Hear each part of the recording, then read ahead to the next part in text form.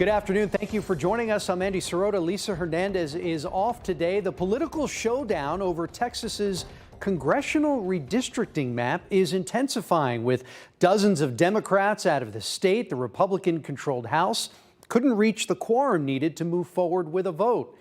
Massachusetts Governor Maura Healey met with Texas lawmakers who fled to Boston Sunday. She talked about what Texas Democrats are calling a redistricting power grab by Texas Republicans and President Trump. KPRC2's Bill Barajas joining us live from our newsroom to explain how officials from the Democratic National Convention are now stepping in to show their support and join in on the effort. Bill. Yeah, Andy, the decision to leave the state hasn't sat well with Republicans. Governor Greg Abbott has made threats about removing members who are absent from their seats. And today, the Texas House issued civil arrest warrants for those more than 50 Democratic legislators, and Governor Greg Abbott ordered state troopers to help find them and arrest them. And this just in, Texas Senator John Cornyn wrote a letter to the FBI asking them to aid Texas state law enforcement in locating or arresting potential lawbreakers who have fled the state. What Republicans are trying to do in Texas is a model for other red states to lie, cheat, and steal their way to victory. They don't give a damn about the will of voters or their needs. In fact, they'd rather bend the knee to Donald Trump in Washington, D.C. than advocate for Texas. The political battle is ramping up. What's happening in Texas is invidious discrimination. It is racial. My dear friends, it is racist. It is.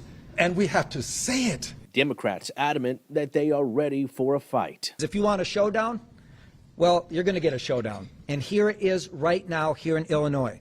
Unlike Texas Republicans, who held just one hearing on flood response, but 8 hearings on rigging maps, Texas Democrats are doing their damn jobs. Texas Democrats not only left for Illinois, they went to New York and Massachusetts in what many say could be a weeks-long walkout.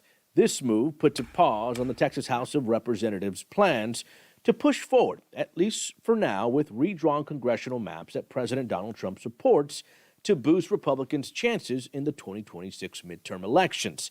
The maps would potentially give Republicans 5 more seats in Congress. Our fellow Texans are being let down and not getting the flood relief they need because these Democrats have absconded from the responsibility, and I believe they have forfeited their seats in the state legislature because they're not doing the job they were elected to do.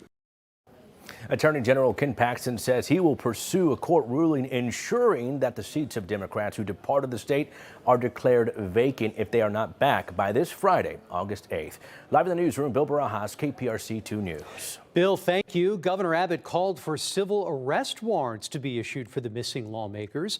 Here's how a civil warrant differs from a criminal one. Criminal warrants are issued when there's probable cause that a crime was committed. They're based on evidence, and the goal is to arrest and prosecute a suspect. Civil warrants, on the other hand, are about enforcement.